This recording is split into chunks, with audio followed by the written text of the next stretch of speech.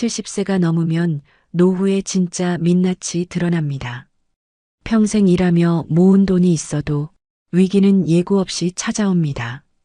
이때 우리를 지켜주는 건 연금이 아니라 오늘 당장 꺼낼 수 있는 현금이었습니다. 지금부터 실제 6사람의 노후 순간을 통해 현금이 왜 마지막 안전망인지 함께 살펴보겠습니다. 71세 박기호 씨. 그의 노후는 그저 평범했습니다. 매달 들어오는 국민연금으로 아내와 밥상을 나누고 근처 공원을 산책하는 게 하루의 낙이었죠. 아내 송미자 씨는 늘 잔소리를 하듯 말하곤 했습니다. 이제 걱정 좀 그만해요. 우리 살 만큼은 있잖아요. 그 말에 기호 씨는 웃으며 고개를 끄덕였지만 속으로는 늘 한 구석이 불안했습니다.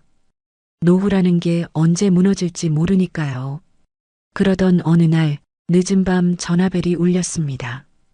받아든 전화기 너머로 들려온 아들의 목소리는 어딘가 떨리고 있었습니다.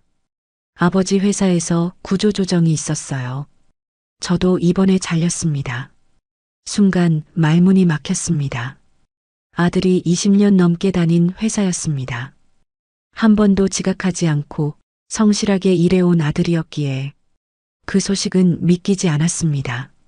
처음엔 기호 씨도 담담했습니다.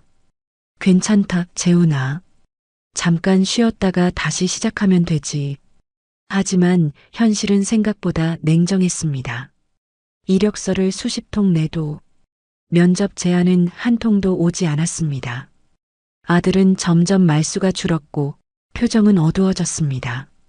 그 무렵부터 며느리의 얼굴에서도 미소가 사라졌습니다.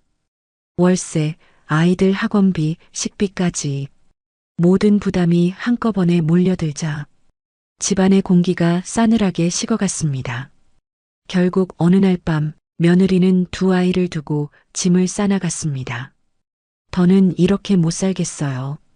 그 한마디를 남기고 떠났죠.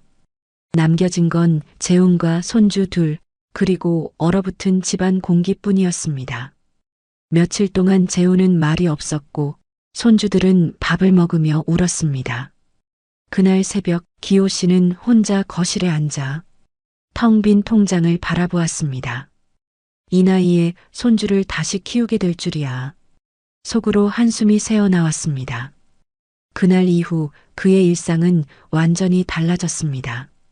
아침마다 밥을 준비하고 학교 준비물을 챙기고 손주 숙제를 봐주는 게 하루의 전부가 되었죠. 그렇게 웃고 있지만 밤이 되면 불 꺼진 거실에서 조용히 통장을 열어보곤 했습니다. 비상금 봉투에 담겨 있던 300만 원은 한 달도 되지 않아 절반으로 줄었습니다. 식비, 교통비, 아이들 준비물비. 쓸 때마다 손이 떨렸습니다. 아내는 조심스레 물었습니다. 여보, 괜찮겠어요? 기호 씨는 대답 대신 고개만 끄덕였습니다. 하지만 마음속에선 불안이 커져만 갔습니다. 이러다간 우리 노후가 송두리째 흔들릴 수도 있다는 두려움이 몰려왔습니다. 그는 그제야 깨달았습니다. 노후를 무너뜨리는 건 꼭 병원비나 큰 사고가 아니었습니다. 자식의 위기, 그 한마디로 부모의 삶은 순식간에 흔들렸습니다. 그날 밤 기호 씨는 오래된 통장을 꺼내 손으로 몇 번이고 어루만졌습니다. 그래도 이게 있어서 다행이야. 그의 눈가에는 눈물이 맺혔습니다. 연금은 매달 들어왔지만 그 돈으로는 갑작스러운 상황을 막을 수 없었습니다. 손에 잡히는 현금, 그게 유일하게 위기를 버티게 해주는 힘이었습니다. 기호 씨는 다짐했습니다. 다음에 또 무슨 일이 생겨도 누구에게 손 벌리지 말자. 내 손에 현금이 있는 한 이 집은 버틸 수 있다. 73세 최병선 씨. 그는 평생 성실한 사람이었습니다. 공무원으로 정년까지 근무하고 퇴직 후에는 아내와 함께 작은 텃밭을 가꾸며 살았습니다. 경제적으로 넉넉하진 않아도 하루 세 끼를 먹고 따뜻한 잠자리를 유지하는 것만으로도 충분히 행복했습니다. 아침이면 늘 같은 루틴이 반복됐습니다. 신문을 펼치고 라디오를 틀어 세상 돌아가는 이야기를 들었습니다. 점심엔 동네 복지관에 들러 친구들과 장기를 두며 웃었죠. 그의 노후는 평범했지만 그 평범함이야말로 가장 감사한 날들이었습니다. 그런데 어느 날 아침 평화롭던 일상이 무너졌습니다. 식탁에 앉아있던 병선 씨의 손에서 숟가락이 떨어졌습니다. 입이 굳고 말이 꼬였습니다. 여보, 왜 이래요? 아내 윤미 씨는 다급히 소리쳤습니다. 하지만 병선 씨는 대답하지 못했습니다. 입은 열렸지만 말이 나오지 않았습니다. 손끝의 감각이 사라지고 한쪽 다리는 납덩이처럼 무거워졌습니다. 윤미 씨는 즉시 구급차를 불렀습니다. 요란한 사이렌 소리, 응급실의 찬 공기, 의사들의 빠른 발소리 속에서 그녀는 떨리는 손으로 남편의 이름을 수십 번 불렀습니다. 검사 결과는 냉정했습니다. 뇌혈관이 막혔습니다. 지금 바로 수술하지 않으면 위험합니다. 그 말에 윤미 씨는 눈앞이 캄캄해졌습니다. 병선 씨는 의식은 있었지만 몸은 이미 반신이 마비되어 있었습니다. 말로는 괜찮다고 하지만 그의 눈빛엔 두려움이 가득했습니다. 수술은 다행히 성공적으로 끝났습니다. 하지만 진짜 싸움은 그 다음부터였습니다. 의사는 말했습니다. 앞으로는 꾸준한 재활이 필요합니다. 간병인이 함께 붙어야 합니다. 그때부터 윤미 씨의 하루는 완전히 달라졌습니다. 남편의 식사를 떠먹이고 약을 챙기고 밤에는 수시로 일어나 뒤척이는 남편을 부축했습니다. 제대로 잠든 날이 며칠이나 됐을까요? 몸은 점점 지쳐갔지만 가장 무거운 건 돈의 문제였습니다. 재활치료비, 약가, 간병비, 교통비. 하루가 다르게 통장 잔고가 줄었습니다. 연금은 매달 일정하게 들어왔지만 지출 속도를 따라갈 수 없었습니다. 윤미 씨는 매일 밤 계산기를 두드렸습니다. 이번 달 병원비가 또 이렇게 나왔네. 이러다 우리 얼마 못 버티겠어. 그때 떠오른 게 있었습니다. 몇 년 전 남편이 늘 하던 말.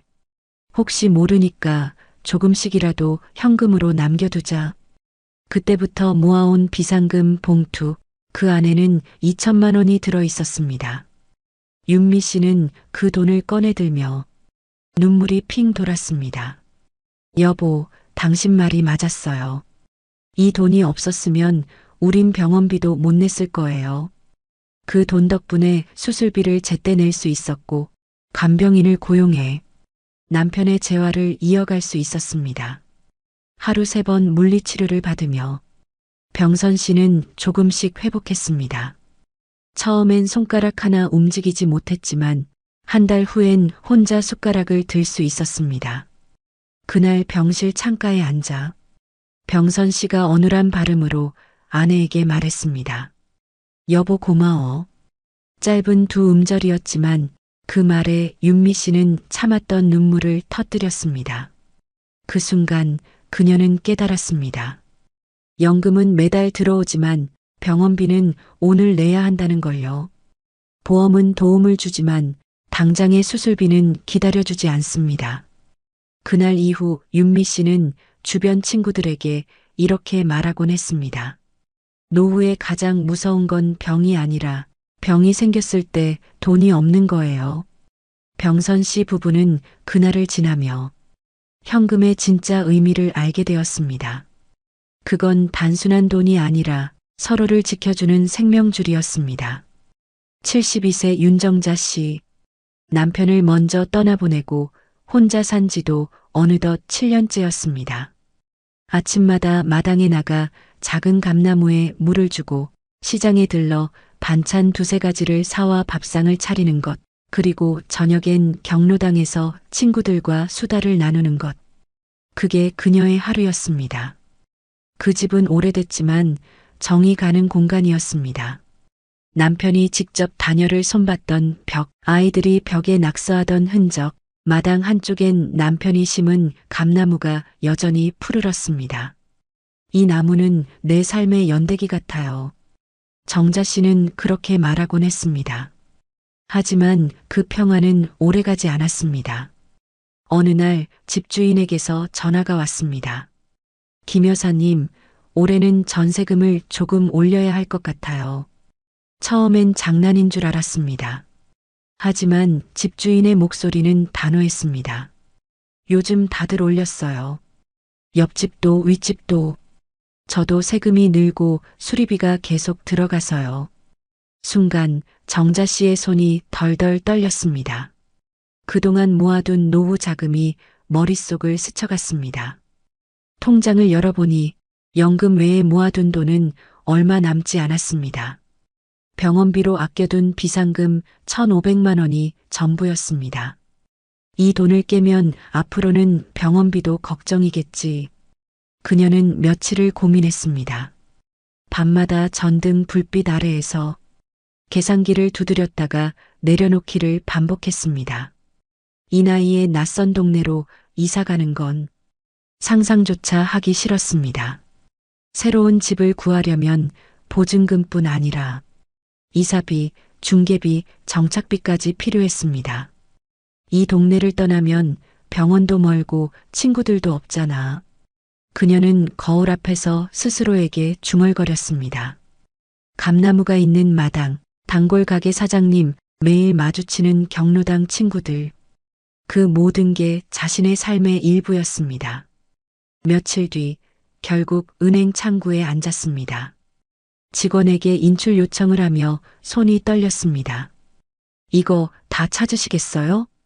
직원의 물음에 정자 씨는 잠시 망설이다 고개를 끄덕였습니다. 종이 봉투에 담긴 현금은 묵직했지만 그 무게만큼 마음은 가벼워지지 않았습니다. 집으로 돌아오는 길, 그녀는 마당에 서서 남편의 사진을 바라봤습니다. 여보, 나 잘한 거겠지? 이 집을 지키는 게 맞겠지? 감나무 잎사귀가 바람에 흔들리며 마치 대답하듯 살랑거렸습니다. 그날 밤 정자 씨는 계약서에 도장을 찍었습니다. 전세금을 올려주며 계약을 연장했을 때 비로소 어깨에 걸렸던 긴장이 풀렸습니다. 다음 날 아침 창문 사이로 들어오는 햇살이 그녀의 얼굴을 비췄습니다. 그래, 이게 내 집이지. 그녀는 미소를 지었습니다. 비상금은 사라졌지만 삶은 그대로 유지됐습니다. 익숙한 골목길, 단골 반찬 가게, 친구들과의 수다. 그 모든 일상이 지켜진 겁니다. 정자 씨는 그때 깨달았습니다. 현금은 단순히 돈이 아니었습니다. 그건 익숙한 일상과 기억을 지켜주는 힘, 삶의 뿌리를 잡아주는 안전망이었습니다. 그녀는 그날 일기를 이렇게 마무리했습니다. 오늘 감나무에 물을 주며 남편에게 말했다. 당신이 남긴 집, 내가 지켰다고. 비상금은 사라졌지만 내 삶은 아직 여기에 있다. 74세 김춘자 씨는 남편을 떠나보낸 지 벌써 반년이 되었습니다. 시간이 흘렀지만 집안 어딘가엔 아직도 남편의 온기가 남아있는 듯 했습니다. 아침이면 습관처럼 젓가락 2벌을 꺼냈다가 하나를 다시 집어넣습니다. 아, 이제는 나 혼자였지. 그녀는 스스로 중얼거리며 작은 한숨을 내쉬었습니다. 남편 박노인 씨는 평생을 버스 운전기사로 살아온 성실한 사람이었습니다. 퇴직 후에도 잠시도 쉬지 않았고 근처 주차장에서 관리 아르바이트를 하며 하루를 성실하게 채웠죠. 그가 벌어온 돈은 크지 않았지만 그 덕분에 집에 전기세도 끊이지 않았고 냉장고에는 늘 반찬이 있었습니다. 춘자 씨는 말했습니다. 그 사람이 살아있을 땐 몰랐어요. 그저 당연하게 생각했죠. 매달 들어오던 생활비가 그렇게 든든한 줄 그땐 몰랐어요. 하지만 남편이 세상을 떠난 후 그 모든 흐름이 멈췄습니다. 연금의 절반은 남편 명의로 들어오던 것이었고 그의 작은 용돈벌이도 사라졌습니다.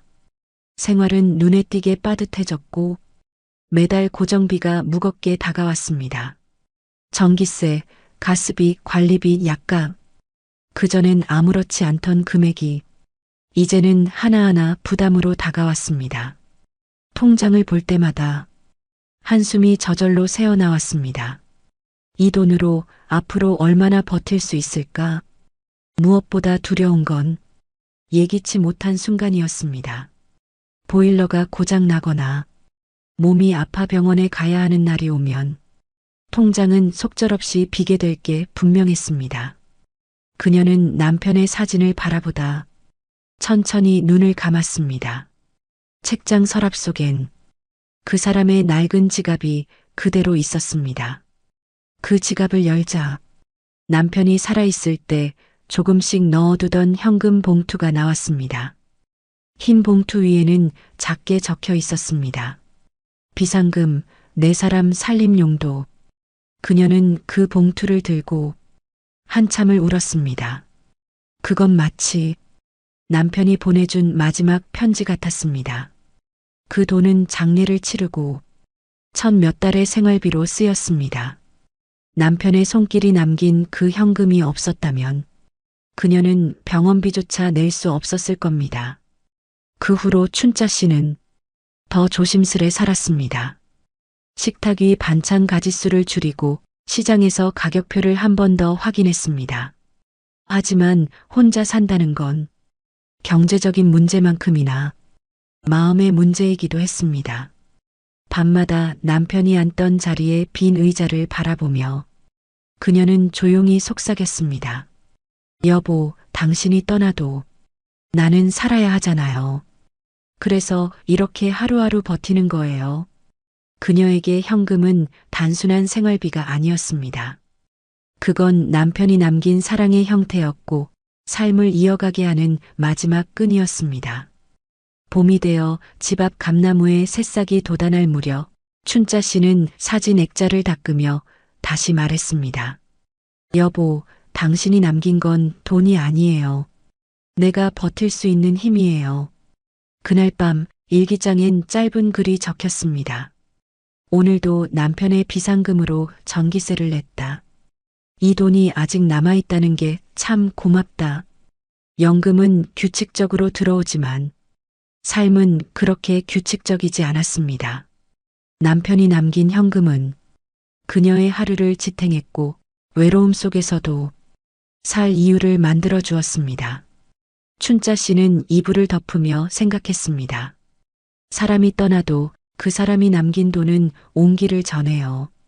그리고 그 온기가 나를 살게 하죠. 70세 이재호 씨와 68세 한정임 씨 부부는 늘 검소한 부부로 통했습니다.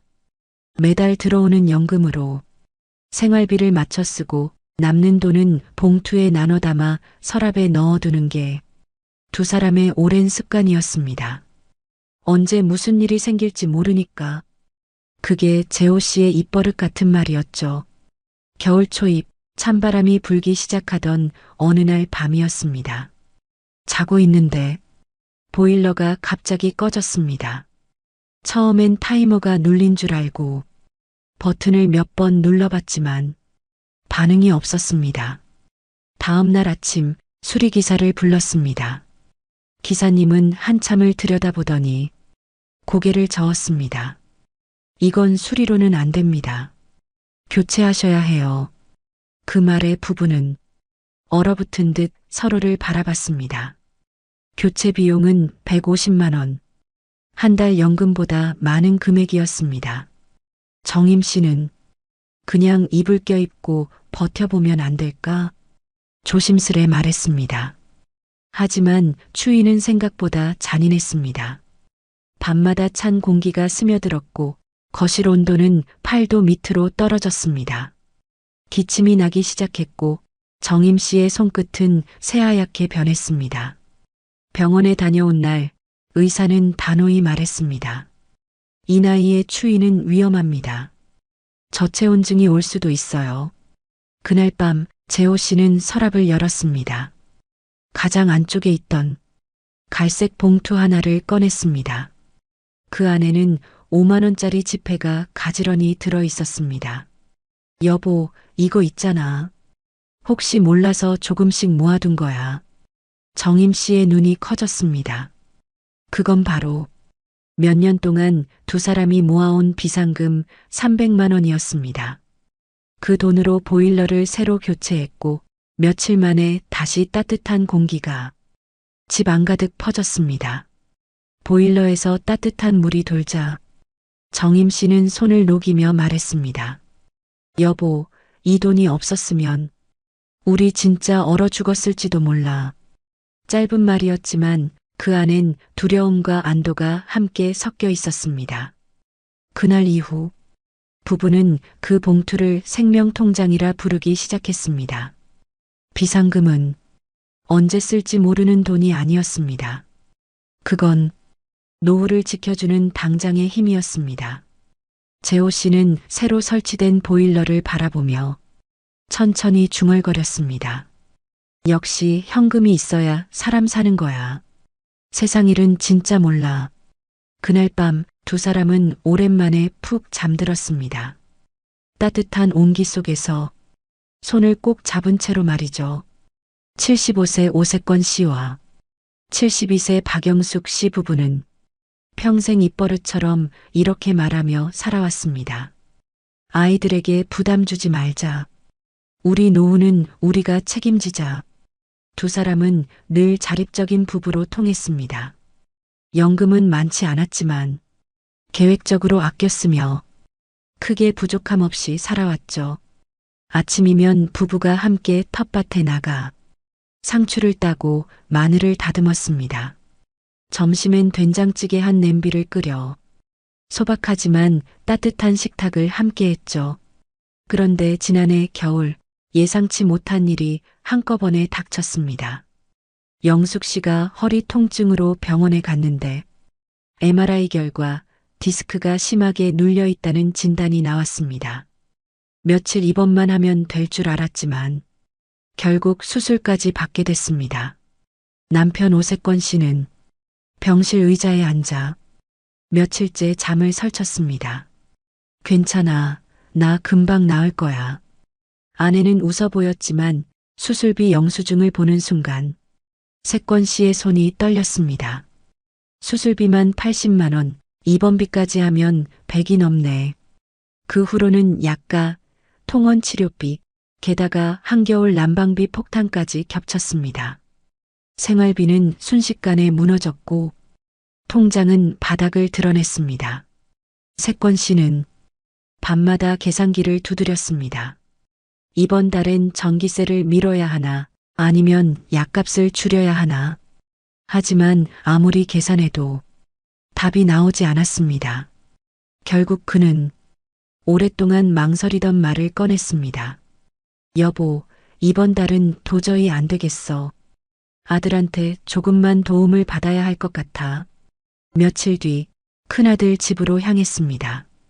따뜻한 국물이 올라온 저녁상 앞에서 세권 씨는 조심스레 말을 꺼냈습니다. 아들아, 이번 달 생활비가 좀 부족해서 혹시 조금만 보태줄 수 있겠니? 아들은 젓가락을 내려놓더니 잠시 눈을 감았습니다. 아버지, 저희도 지금 대출이랑 학원비 때문에 여유가 없어요. 그 말에 며느리의 표정이 굳었습니다. 식탁 위 공기가 서서히 식어갔습니다.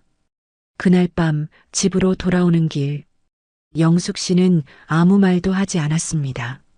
손에는 장바구니 하나가 들려 있었지만 그 안은 텅 비어 있었습니다.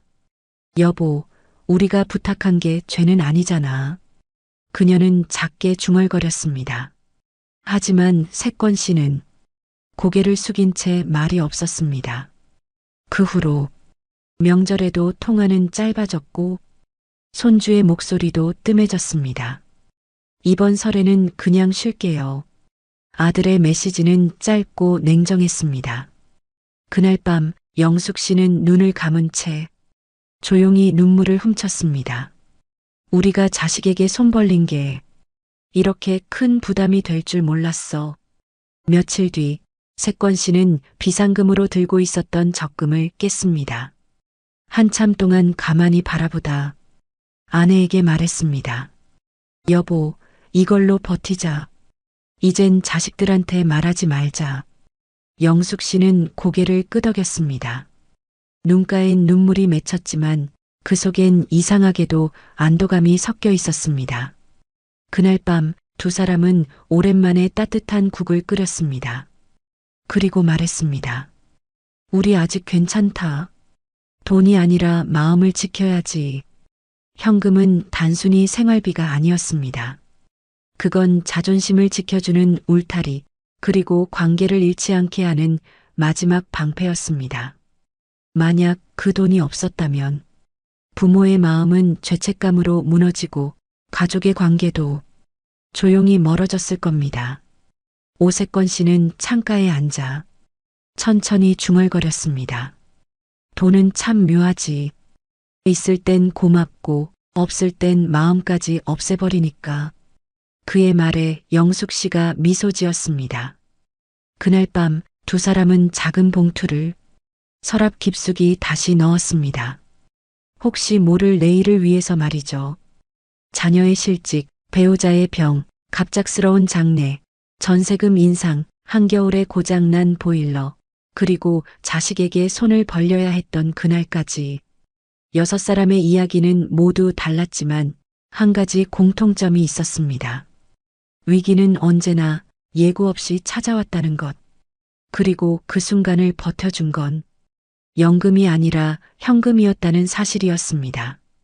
연금은 다음 달에 들어오지만 위기는 오늘 찾아옵니다. 보험금은 심사 후에 나오지만 병원비는 바로 오늘 내야 합니다. 그날을 지켜주는 건 제도도 정책도 자식의 도움도 아니었습니다. 바로 내 손 안의 현금, 그 돈이었습니다. 그렇다면 얼마나 준비해야 할까요? 자녀의 위기에 500만 원, 병원비와 간병비에 1,500만 원, 전세금 인상과 집 보수비에 1,000만 원, 장례와 생활 공백에 500만 원, 그리고 돌발 지출까지 더하면 최소 3천만 원에서 5천만 원의 현금이 필요했습니다. 그 돈이 있으면 가족의 위기를 막을 수 있었고 없으면 하루아침에 삶의 균형이 무너졌습니다. 현금은 단순한 돈이 아니었습니다. 그건 내 자존심을 지켜주는 방패였고 사랑하는 가족과의 관계를 무너지지 않게 하는 울타리였습니다. 70세 이후 진짜 부자는 연금이 많은 사람이 아니라 위기 앞에서 당황하지 않는 사람이었습니다. 그들이 가진 건 명품도 땅도 아닌 당장 꺼낼 수 있는 돈이었습니다. 그 현금이 있었기에 삶은 이어졌고 가정은 지켜졌으며 마음은 무너지지 않았습니다. 여러분은 70세 이후 어떤 순간이 가장 두렵습니까? 자녀에게 손을 벌려야 하는 순간입니까? 병원 응급실 문 앞에 서 있는 순간입니까? 아니면 익숙한 집을 떠나야 하는 순간입니까? 그 답은 다르겠지만 한 가지는 분명합니다. 누구도 이런 순간을 피할 수 없고 준비된 현금만이 우리를 지켜줄 수 있다는 사실입니다. 오늘의 이야기가 마음에 닿았다면 구독, 좋아요, 댓글 부탁드립니다. 여러분의 작은 참여가 다음 이야기를 만드는 큰 힘이 됩니다. 감사합니다. 요즘 이상한 변화가 있습니다. 한때 주말마다 골프장으로 향하던 사람들이 이젠 새벽 공원으로 향합니다. 값비싼 장비 대신 가벼운 운동화 한 켤레, 명품 대신 따뜻한 햇살 한 줌, 보여주던 부자에서 느끼는 부자로 바뀐 세상. 그들은 왜 조용한 새벽을 선택했을까요? 한때는 그랬습니다. 부자들의 주말은 골프장에서 시작해 고급 식당에서 끝났습니다. 토요일 새벽 5시 알람이 울립니다. 명품 골프복으로 갈아입고 수백만 원짜리 골프채를 챙깁니다. 주차장엔 수입차가 즐비합니다. 누가 더 좋은 차를 몰고 왔나? 그것부터 시작되는 경쟁. 라운딩 18홀. 땀 흘리며 공을 칩니다. 하지만 시선은 공이 아니라 옆 사람의 골프채에 가 있죠. 그 채 신상이에요? 이번에 새로 바꿨어요. 대화는 골프가 아니라 장비 자랑으로 흘러갑니다. 라운딩이 끝나면 고급 식당. 한 끼에 수십만 원. 와인 한 병 더 주문하고 누가 더 비싼 걸 아는지 겨룹니다. 일요일은 또 다른 전쟁터. 자전거 동호회라도 가입하면 1,000만 원짜리 자전거가 기본. 탄소 소재, 해외 브랜드, 무게 몇 그램 차이를 논합니다. 강변을 달리지만 풍경은 보이지 않습니다. 옆 사람의 장비만 보이죠. 테니스 클럽은 또 어떻습니까? 월 회비 100만 원 넘는 곳이 수두룩. 레슨비 따로, 용품비 따로, 모임비까지 합치면 수백만 원. 실력은 늘지 않아도 괜찮습니다. 중요한 건 어디 클럽 회원이냐? 그게 전부였으니까요. 요트는 또 어떻습니까? 한 척에 수억 원. 유지비만 매달 수백만 원. 1년에 몇 번이나 탈까 싶지만 중요한 건 사실 그 자체. 나는 요트가 있다. 그 한마디가 목적이었죠. 와인 모임도 마찬가지. 빈티지가 어쩌고, 산지가 어쩌고, 떫은 맛이 어쩌고. 한 병에 수백만 원. 솔직히 맛의 차이를 알까요? 중요한 건 그 자리에 있는 것. 그 모임의 일원이라는 것. 자전거, 테니스, 요트, 와인 모임. 그게 성공의 상징이었죠. 돈이 있다는 증거, 여유가 있다는 표시, 사회적 지위가 높다는 신호. 주변 사람들도 그렇게 봤습니다. 저 사람 골프 치네, 성공했나 보다. 요트가 있대, 대단하네. 그런 시선들이 모여 그 취미들을 더욱 부추겼습니다. 명품 가방 들고 나가듯 명품 취미를 들고 나갔습니다. 그게 나를 증명하는 방법이었죠. 주말이 오면 바빠집니다. 어디 모임, 어디 라운딩, 스케줄표가 빼곡합니다. 쉬는 날인데도 쉬지 못합니다. 보여줘야 하니까, 증명해야 하니까. 요즘 뭐해? 골프 치고, 테니스 치고 바빠. 바쁜 게 자랑이었습니다. 비싼 취미가 많은 게 자랑이었죠. 하지만 지금은 다릅니다. 코로나 이후 그 허세의 시대가 무너졌습니다. 2020년 세상이 멈췄습니다. 골프장도 문을 닫았고 모임도 사라졌습니다. 처음엔 답답했죠. 주말마다 나가던 곳이 없으니 무엇을 해야 할지 몰랐습니다. 그런데 시간이 지나면서 묘한 일이 벌어졌습니다. 사람들이 깨닫기 시작한 겁니다. 내가 진짜 그게 좋아서 한 건가? 골프장이 다시 문을 열었지만 예전만큼 사람들이 돌아오지 않았습니다. 한때 붐이던 자전거 동호회, 회원이 절반으로 줄었습니다. 골프 라운딩, 테니스 클럽이 하나둘 문을 닫았습니다. 왜 그랬을까요? 비용은 늘어나고 만족은 줄었습니다. 물가는 올랐습니다. 골프장 이용료도 올랐고 식당 가격도 올랐습니다. 같은 돈을 쓰는데 예전만큼의 만족을 느끼지 못했죠. 자연스럽게 질문이 생겼습니다. 이게 정말 내 돈값을 하나? 더 큰 문제는 마음이었습니다. 예전엔 그 모임이 즐거웠는데 이제는 부담스러웠습니다. 누구는 더 좋은 장비를 샀다더라. 누구는 해외 골프 다녀왔다더라. 끊임없는 비교가 스트레스가 됐죠. 한 번은 즐거움이었는데 이젠 의무가 됐습니다. 하고 싶어서가 아니라 안 하면 뒤처질까봐. 그러다 어느 순간 사람들은 깨달았습니다. 이건 즐거움이 아니라 경쟁이었구나. 내가 좋아서 한 게 아니라 남들이 하니까 따라한 것이었구나. 돈을 쓴 건 나를 위해서가 아니라 남에게 보이기 위해서였구나. 그 깨달음이 퍼지면서 사람들은 하나둘 빠져나가기 시작했습니다. 골프채를 창고에 넣었고 자전거를 중고로 팔았습니다. 비싼 회원권은 해지했고 모임 단톡방에서 조용히 나갔죠. 그렇게 허세의 시대가 저물어 갔습니다. 이제 사람들은 묻기 시작했습니다. 진짜 나를 행복하게 하는 건 뭘까? 그 질문의 답을 찾아가는 사람들의 이야기가 지금부터 시작됩니다. 명품 가방보다 비싼 장비보다 이젠 평범한 일상이 더 값집니다. 아침 6시 공원에 사람들이 모입니다. 운동화 한 켤레, 가벼운 바람막이 하나, 그게 전부입니다.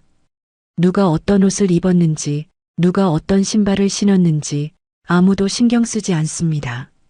그저 걷습니다. 나무 사이로, 흙길 위로, 천천히, 조용히.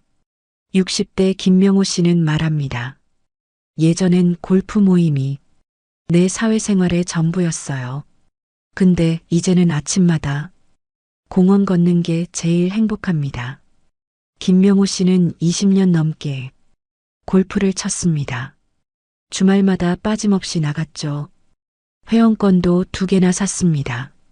남부럽지 않은 삶이었습니다. 그런데 어느 날부터 골프가 즐겁지 않았습니다. 채를 바꾸라는 압박, 더 비싼 곳으로 가자는 제안, 끝없이 올라가는 비용. 한 번 나가면 100만 원은 기본이었어요. 그림피, 식사비, 술값까지.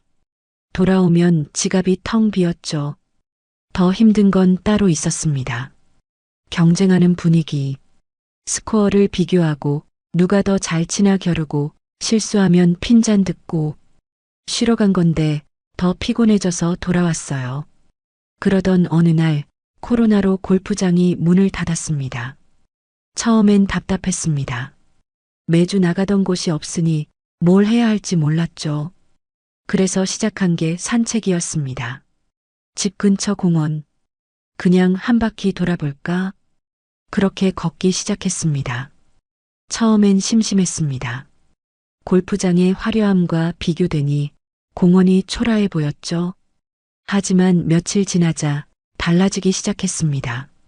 새소리가 들렸습니다. 나무 냄새가 느껴졌습니다. 바람이 피부를 스쳤습니다. 아, 이런 게 있었구나. 골프 칠 땐 몰랐습니다.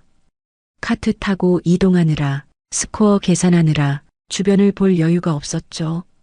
공원에선 달랐습니다. 천천히 걸으니 보이지 않던 것들이 보였습니다. 아침 햇살, 이슬 맺힌 풀잎, 벤치에 앉은 할머니의 미소. 이게 전부 공짜였어요. 돈 한 푼 안 들고 이렇게 행복할 수 있다니. 김명호 씨는 이제 매일 아침 공원에 갑니다. 비가 와도 눈이 와도 빠지지 않습니다. 골프장은 돈 내야 가지만 공원은 언제든 열려 있어요. 누가 뭐라 하지도 않죠. 비용은 0원, 마음은 100점. 65세 박미영 씨도 비슷합니다. 예전엔 명품 쇼핑이 취미였습니다. 백화점 VIP 고객이었죠. 신상품이 나오면 전화가 왔습니다. 손님, 이번 시즌 신상 나왔어요. 그럼 무조건 갔습니다. 필요 없어도 샀습니다. 그게 나를 증명하는 방법이었으니까. 명품 가방이 20개도 넘었어요. 옷장엔 태그 달린 옷들이 가득했죠. 한 번도 안 입은 옷이 태반이었어요. 그런데 어느 날 옷장을 열다 깨달았습니다. 나 왜 이렇게 샀지?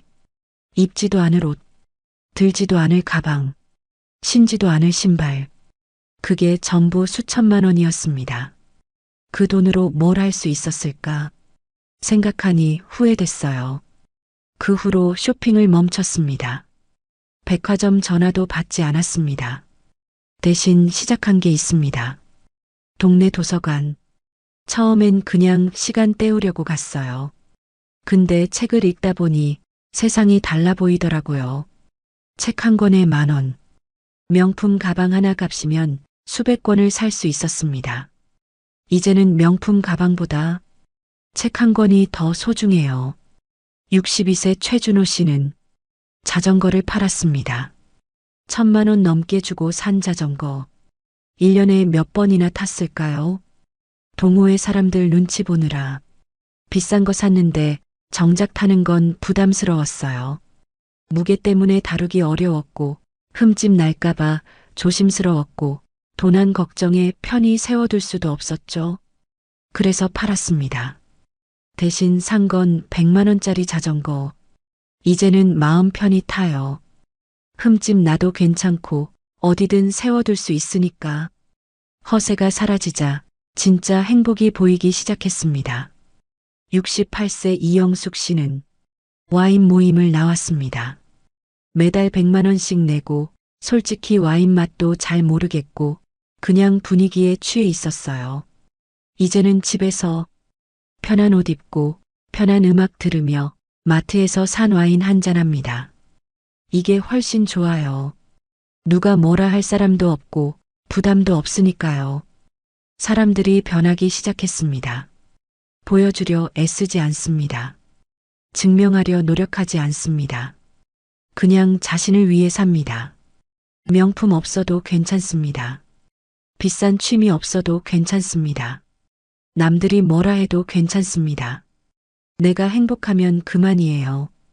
그 한마디가 진짜 부자의 시작입니다. 허세를 벗어던진 순간 진짜 나를 만났습니다. 비싼 것보다 소중한 것, 화려한 것보다 평온한 것, 보이는 것보다 느껴지는 것. 이제 그들은 압니다. 진짜 사치는 따로 있다는 걸. 아무도 눈치 보지 않고 나를 위해 쓰는 시간. 그게 진짜 부자의 취미라는 걸.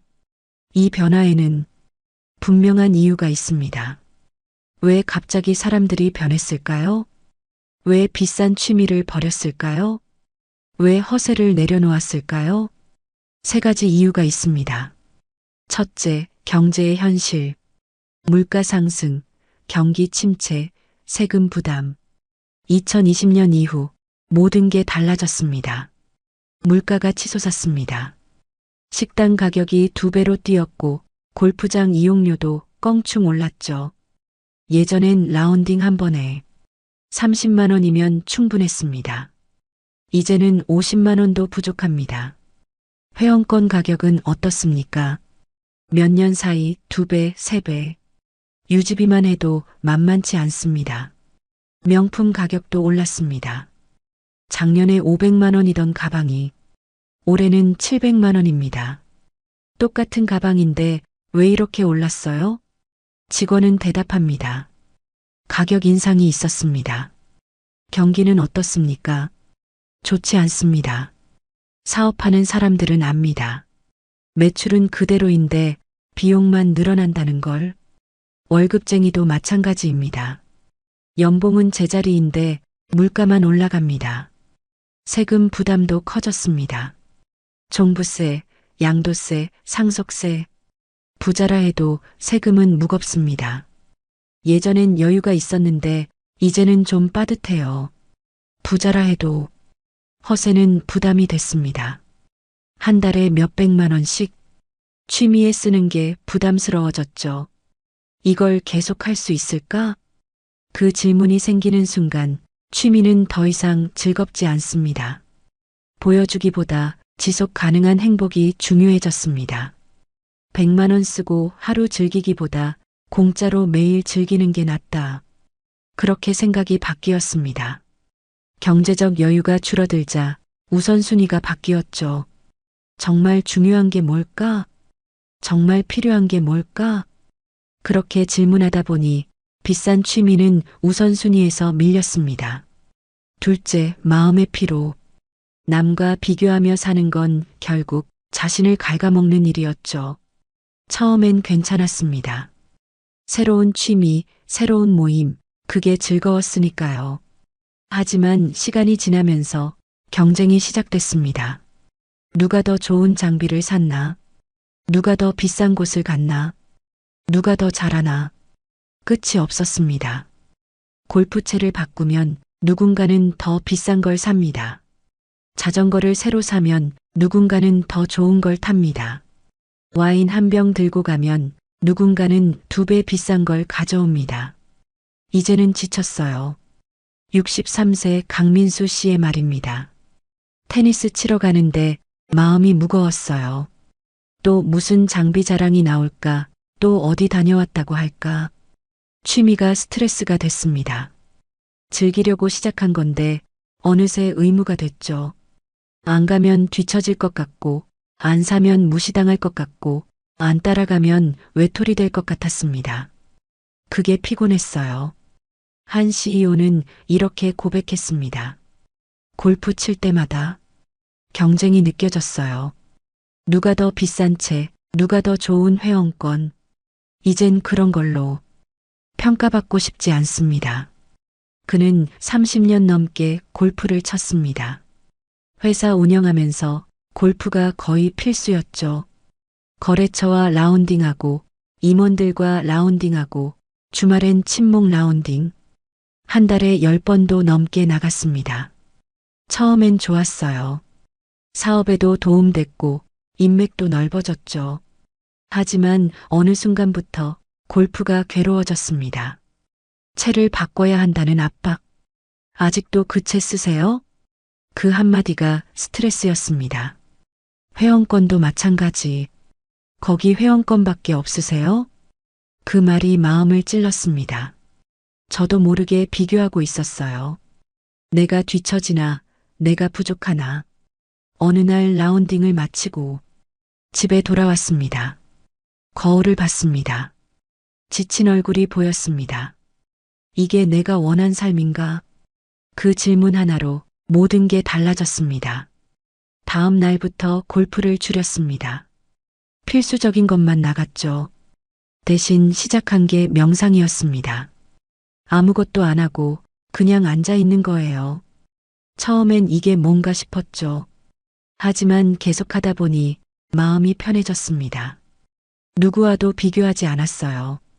평가받지도 않았고 그냥 나로 있을 수 있었죠. 마음의 피로가 풀렸습니다. 많은 사람들이 비슷했습니다. 경쟁에 지쳤고 비교에 지쳤고 보여주기에 지쳤습니다. 이젠 나를 위해 살고 싶어요. 그 바람이 변화를 만들었습니다. 셋째, 가치의 변화. 이제 부자들은 보이는 부자가 아니라 느껴지는 부자를 추구합니다. 무엇이 진짜 부자일까요? 명품 가방 들고 다니는 사람, 비싼 차 모는 사람, 골프 회원권 여러 개 가진 사람. 예전엔 그랬습니다. 그게 부자의 기준이었죠. 하지만 이제는 다릅니다. 진짜 부자는 마음이 편한 사람입니다. 돈에 쫓기지 않고 남의 시선에 흔들리지 않고 자기 삶을 사는 사람.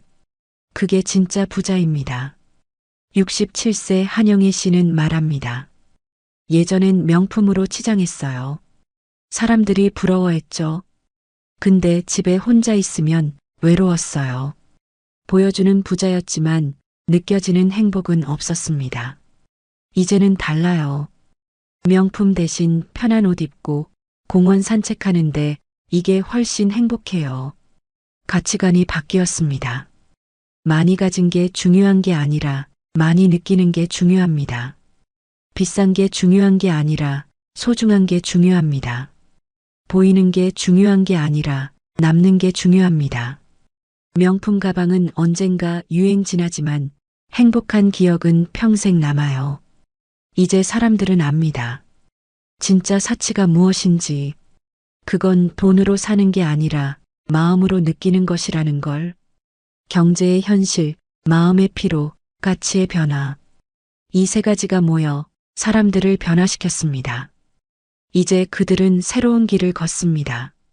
보이는 부자가 아닌 느껴지는 부자의 길을. 그래서 요즘 부자들은 몸과 마음을 돌보는 시간을 선택합니다. 그게 곧 진짜 사치이자 새로운 부의 기준이 되었죠. 새벽 6시 강변이 깨어납니다. 어둠이 걷히고 해가 떠오릅니다. 그 시간 그곳에 사람들이 모입니다. 러닝화를 신고 가볍게 몸을 풉니다. 스트레칭 몇 번, 심호흡 한 번, 그리고 달리기 시작합니다. 새벽 6시 강변을 달리는 사람들 사이엔 CEO도 있고 은퇴자도 있고 시니어 전문가도 있습니다. 누가 누군지 모릅니다. 누가 뭘 하는지도 모릅니다. 그냥 달립니다. 나란히 조용히. 65세 박성진 씨는 IT 기업 대표였습니다. 30년 회사 경영하면서 매일이 전쟁이었죠. 스트레스가 극심했습니다. 골프로 풀려 했지만 골프장에서도 일 생각뿐이었습니다. 라운딩 중에도 전화 받고 매일 확인하고 쉬는 게 아니었어요. 그러던 어느 날 건강검진 결과가 나왔습니다. 혈압이 높았고 콜레스테롤 수치도 안 좋았습니다. 의사가 말했습니다. 운동하세요. 매일. 그래서 시작한 게 러닝이었습니다. 처음엔 5분도 못 뛰었습니다. 숨이 차고 다리가 아팠죠. 이걸 내가 왜 하나 싶었어요. 하지만 포기하지 않았습니다. 매일 조금씩 늘렸습니다. 5분, 10분, 15분. 한 달 후엔 30분을 뛸 수 있었습니다. 그런데 신기한 일이 벌어졌습니다. 뛰는 동안엔 아무 생각이 안 났습니다. 회사 일도 걱정도 모든 게 멈췄습니다. 그냥 호흡에만 집중했어요. 들숨, 날숨, 발이 땅을 밟는 소리. 그게 명상이었습니다. 이들은 말합니다. 러닝은 내 명상이고 걷기는 내 해방이다. 62세 김소연 씨도 비슷합니다. 예전엔 명품 쇼핑이 전부였습니다. 백화점이 놀이터였죠. 스트레스 받으면 쇼핑했어요. 가방 하나 사면 기분이 풀렸거든요. 하지만 그건 순간이었습니다. 집에 오면 다시 공허했습니다. 옷장엔 명품이 가득한데 마음은 계속 비어 있었어요. 그러다 시작한 게 걷기였습니다. 동네 한 바퀴, 천천히 느리게. 처음엔 지루했어요. 이게 뭐가 재미있나 싶었죠. 하지만 계속 걷다 보니 뭔가 달라졌습니다. 머릿속이 맑아졌습니다. 복잡한 생각들이 정리됐죠. 걸으면서 생각을 했어요. 내가 정말 원하는 게 뭔지, 어떻게 살고 싶은지. 그 시간이 해방이었습니다. 누구의 눈치도 보지 않고 아무것도 사지 않고 그냥 나로 있을 수 있었습니다. 이제는 쇼핑보다 걷기가 더 좋아요. 예전엔 골프채를 들고 나섰지만 이젠 러닝화를 신고 바람을 맞습니다. 골프채는 무거웠습니다. 챙겨야 할 것도 많았죠. 장갑, 신발, 옷, 모자. 라운딩 한번 나가려면 준비하는 데만 1시간. 하지만 러닝화는 다릅니다. 신으면 끝입니다. 문 열고 나가면 시작이죠.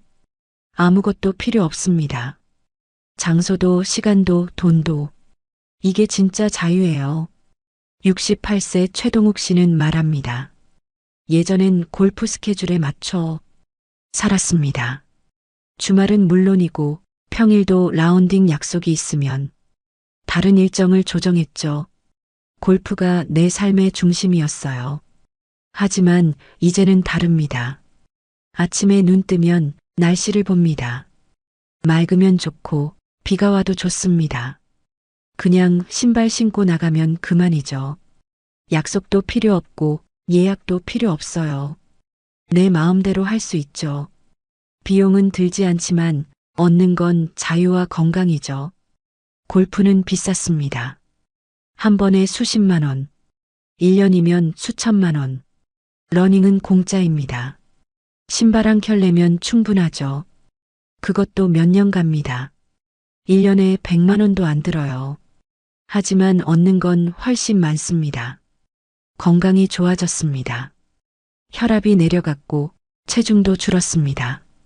의사가 놀라더라고요. 약도 줄였어요. 마음도 가벼워졌습니다. 스트레스가 줄었고 잠도 잘 오고 하루하루가 즐거워졌습니다. 이런 게 건강이구나 싶었어요. 61세 서현주 씨는 요가를 시작했습니다. 예전엔 테니스를 쳤습니다. 고급 클럽 회원이었죠. 회비만 월 100만 원이었어요. 레슨비는 별도였고, 하지만 자주 다치기 시작했습니다. 무릎, 팔꿈치, 어깨. 나이가 드니까 몸이 말을 안 들었어요. 의사가 권했습니다. 무리하지 마세요. 몸에 맞는 운동을 하세요. 그래서 시작한 게 요가였습니다. 처음엔 우습게 봤습니다. 이게 운동이야? 하지만 해보니 달랐습니다. 생각보다 힘들었고 생각보다 효과가 좋았습니다. 몸이 유연해지니까 통증이 사라졌어요. 더 좋은 건 마음이었습니다. 요가는 경쟁이 없었습니다. 누가 더 잘하나 겨루지 않았죠. 각자 자기 수준에 맞춰 해요. 비교도 없고 평가도 없어요. 그게 편했습니다. 테니스 칠 땐 항상 긴장했어요. 잘 쳐야 한다는 부담, 이기고 싶다는 욕심. 요가엔 그런 게 없어요. 70세 정우성 씨는 수영을 시작했습니다. 예전엔 자전거를 탔습니다. 1,000만 원짜리 자전거. 동호회 활동도 열심히였죠. 주말마다 멀리 나갔어요. 100km, 200km. 하지만 어느 날 넘어졌습니다. 다행히 크게 다치진 않았지만 겁이 났습니다. 나이 들어서 이러다 크게 다치겠구나. 자전거를 팔았습니다. 대신 수영장에 등록했죠. 물속에선 안전해요. 넘어질 일도 없고 부딪힐 일도 없죠. 수영은 조용합니다. 물소리만 들립니다. 그 소리가 좋아요. 평화로워요. 이제 매일 아침 수영장에 갑니다. 천천히 1시간. 끝나고 나면 몸도 마음도 가볍습니다. 이게 진짜 운동이에요. 과시할 필요도 없고 경쟁할 필요도 없고 진짜 부자들의 새로운 취미. 그건 화려하지 않습니다. 비싸지도 않습니다. 하지만 값집니다. 자유롭고 건강하고 평화로우니까요. 보여주기 위한 취미가 아니라 나를 위한 취미. 그게 진짜 부자의 선택입니다. 요즘 진짜 부자들은 남을 돕는 데서 기쁨을 느낍니다. 예전엔 받는 게 기쁨이었습니다. 명품을 받고 칭찬을 받고 인정을 받고. 하지만 이제는 다릅니다. 주는 게 기쁨입니다. 익명으로 기부하고 주말마다 봉사에 참여하죠. 이름을 밝히지 않습니다.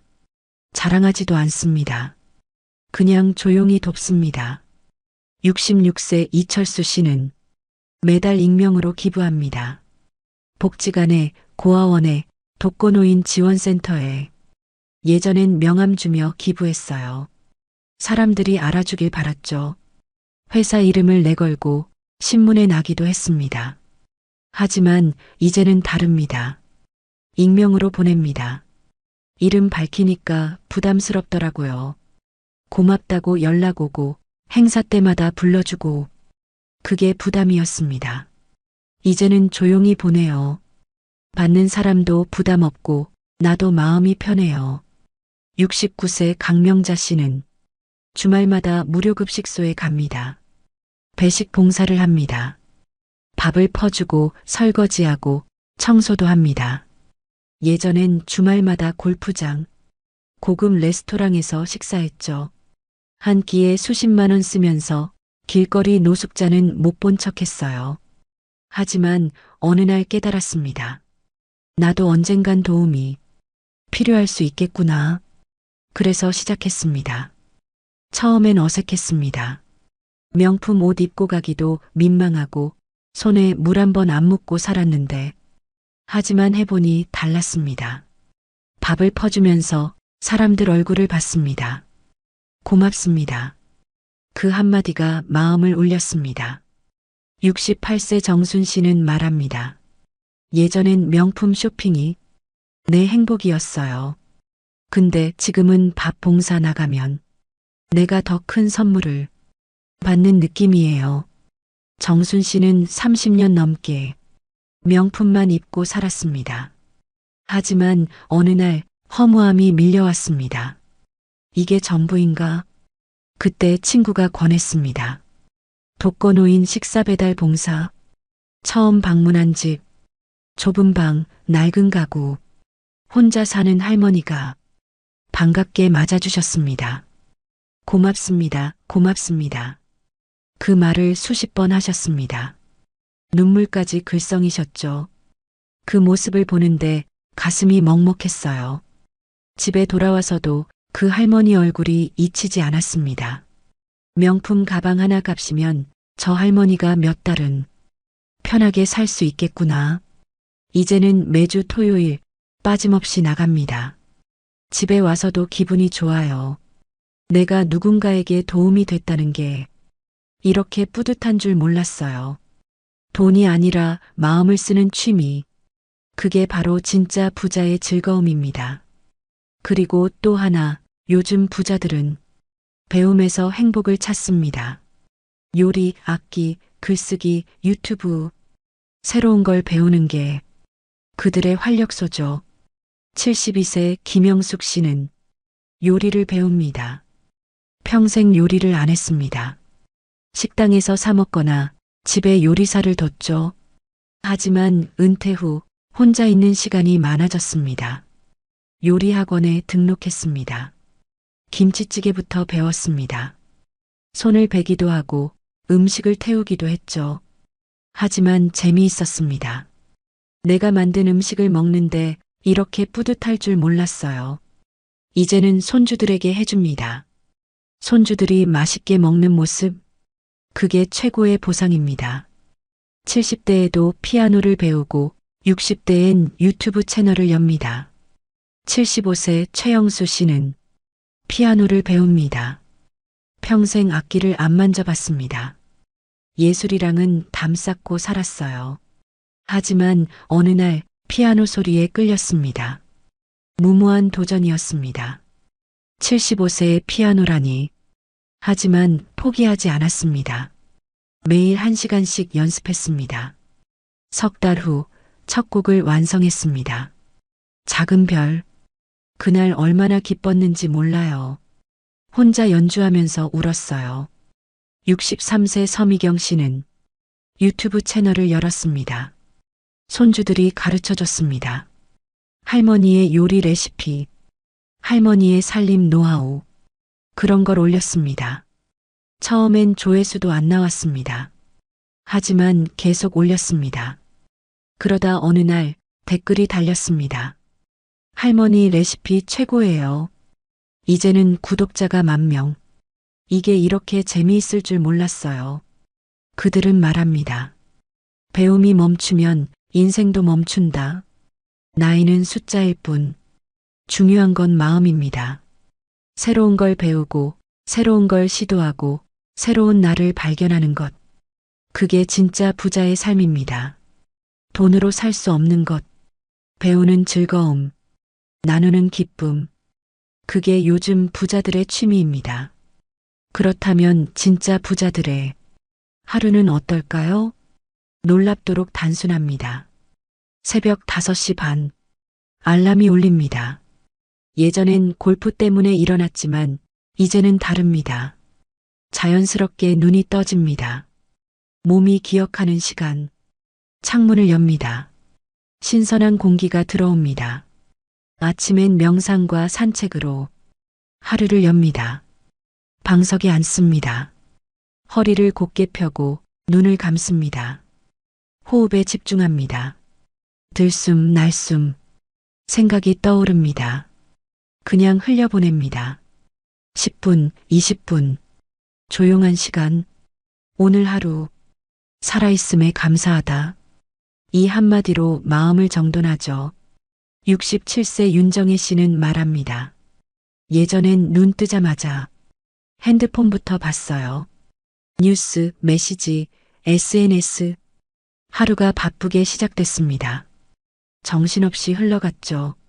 그게 스트레스였어요. 하지만 이제는 다릅니다. 명상으로 하루를 엽니다. 핸드폰은 나중에 봅니다. 마음이 고요해지니까 하루가 달라지더라고요. 명상이 끝나면 산책, 동네 한 바퀴 천천히 걷습니다. 아침 공기를 마십니다. 새소리를 듣습니다. 햇살을 느낍니다. 이게 제일 좋은 시작이에요. 64세 김태영 씨도 비슷합니다. 아침 산책이 하루를 결정해요.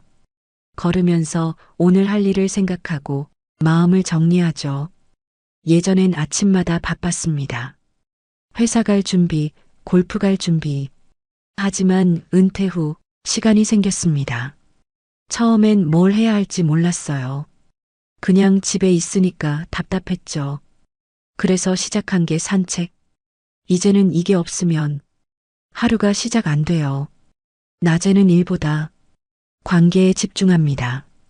가족, 친구, 그리고 자신과의 대화. 점심은 가족과 함께. 예전엔 혼자 먹거나 밖에서 먹었습니다. 회의 겸 식사, 접대 식사. 밥을 먹는 건지 일을 하는 건지. 하지만 이제는 다릅니다. 집에서 천천히 먹습니다. 가족과 이야기 나눕니다. 애들 얘기도 듣고, 손주 얘기도 듣고, 그게 행복이에요. 오후엔 친구를 만납니다. 카페에서, 공원에서, 그냥 걸으면서. 예전엔 목적이 있어야 만났습니다. 골프 치러, 식사하러, 뭔가 하러. 하지만 이제는 다릅니다. 그냥 만나요. 목적 없이, 부담 없이 이야기를 나눕니다. 요즘 사는 얘기, 건강 얘기, 손주 얘기. 그게 좋아요. 경쟁도 없고, 비교도 없고. 70세 박종수 씨는 말합니다. 예전 친구들은 만나면 자랑 대회였어요. 누가 뭘 샀다, 어디 갔다. 그게 피곤했습니다. 만나고 나면 기분이 안 좋았죠. 나만 뒤처진 것 같고. 하지만 이제 만나는 친구들은 다릅니다. 그냥 편해요. 있는 그대로 만나니까. 돈보다 중요한 건 결국 사람과 시간이라는 걸 압니다. 68세 정미선 씨는 혼자만의 시간도 소중히 합니다. 오후엔 꼭 1시간은 혼자 있어요. 아무것도 안 합니다. 그냥 창밖을 보거나 음악을 듣거나 나와 대화하는 시간이에요. 예전엔 혼자 있는 게 두려웠습니다. 뭐라도 해야 할 것 같고 가만히 있으면 불안했어요. 하지만 이제는 다릅니다. 혼자 있는 게 편해요. 나를 들여다볼 수 있으니까. 저녁엔 책 1권, 음악 1곡. 예전엔 회식으로 채웠던 시간을 이젠 조용히 자신을 돌보는 시간으로 바꿨죠. 거실 소파에 앉습니다. 따뜻한 차 1잔, 책 1권, 천천히 읽습니다. 1장, 2장, 급할 게 없어요. 내일 읽어도 되고, 모레 읽어도 되고, 음악을 틉니다. 클래식, 재즈, 가요. 기분에 따라 음악 들으면서 하루를 정리해요. 71세 이상호 씨는 일기를 씁니다. 매일 저녁 30분씩 오늘 있었던 일, 오늘 느낀 감정, 오늘 감사한 일. 쓰다 보면 마음이 정리돼요. 예전엔 일기 같은 거 안 썼습니다. 그럴 시간도 없었고 쓸 필요도 못 느꼈죠. 하지만 이제는 다릅니다. 일기가 내 친구예요. 뭐든 다 털어놓을 수 있는 70대 부부는 말했습니다. 이젠 누가 우리를 부자라 부르지 않아도 괜찮아요. 우리가 행복하다는 걸 서로 알고 있으니까요. 72세 송영철 씨와 69세 아내 윤미숙 씨. 결혼 45년 차. 예전엔 바빴습니다. 남편은 회사, 아내는 모임. 집에서 마주칠 시간도 없었죠. 각자 바쁘게 살았어요. 같이 살지만 따로 사는 것 같았죠. 하지만 은퇴 후 시간이 생겼습니다. 처음엔 어색했습니다. 뭘 하며 시간을 보낼까? 그래서 시작한 게 함께 걷기. 매일 저녁 산책. 손잡고 천천히. 처음엔 할 말이 없었어요. 그냥 걸었죠. 하지만 계속 걷다 보니 이야기가 나왔습니다. 오늘 있었던 일, 추억 얘기, 앞으로의 계획. 대화가 늘어나니까 서로가 보이더라고요. 이제는 아침도 함께, 점심도 함께, 저녁도 함께. 돈 많을 때보다 지금이 더 행복해요. 진짜 부자는 남이 만들어주는 타이틀이 아닙니다. 그건 마음속에서 피어나는 평온의 이름입니다. 명함이 없어도, 직함이 없어도, 재산이 줄어도 마음이 편하면 그게 부자입니다. 아침에 눈 떠서 감사하고 저녁에 잠들 때 만족하고 그 사이의 시간을 소중히 여기면 그게 진짜 부자입니다. 단순한 하루, 평범한 일상, 조용한 행복. 그게 요즘 부자들의 하루입니다. 화려하지 않아도 괜찮습니다. 특별하지 않아도 괜찮습니다. 내가 행복하면 그게 최고입니다. 이제 묻습니다. 당신은 어떤 부자가 되고 싶으신가요? 보이는 부자입니까? 느껴지는 부자입니까? 비싼 취미보다 조용히 나 자신을 돌보는 시간. 그게 진짜 부자의 취미입니다. 새벽의 공기, 한 잔의 커피, 친구와의 웃음 한 번. 이게 요즘 부자들이 사랑하는 최고의 사치입니다. 명품 가방은 낡지만 행복한 기억은 남습니다. 골프 회원권은 만료되지만 건강한 몸은 평생 갑니다. 남들의 부러움은 순간이지만 내 마음의 평온은 영원합니다. 오늘부터 시작해 보세요. 단 10분만 걸어도 좋고 책 한 장만 읽어도 좋습니다. 창밖을 바라보며 커피 한 잔 마셔도 좋고 친구에게 전화 한 통 걸어도 좋습니다. 나를 위한 시간을 가지는 순간 그건 이미 부자의 취미입니다. 돈이 많아서 부자가 아닙니다. 마음이 풍요로워서 부자입니다. 많이 가져서 부자가 아닙니다. 충분히 느껴서 부자입니다. 남들이 알아줘서 부자가 아닙니다. 내가 만족해서 부자입니다. 그리고 꼭 기억하세요. 진짜 부자는 보이는 게 아니라 느껴지는 사람입니다. 허세를 내려놓는 순간 진짜 행복이 시작됩니다. 비교를 멈추는 순간 진짜 나를 만납니다. 보여주기를 그만두는 순간 진짜 자유를 얻습니다. 오늘 하루 당신은 어떤 시간을 보내시겠습니까? 골프채 대신 러닝화를, 명품 가방 대신 책 한 권을, 고급 레스토랑 대신 집 앞 공원을. 선택은 당신의 것입니다. 그리고 그 선택이 당신의 내일을 만듭니다. 진짜 부자의 하루는 단순합니다.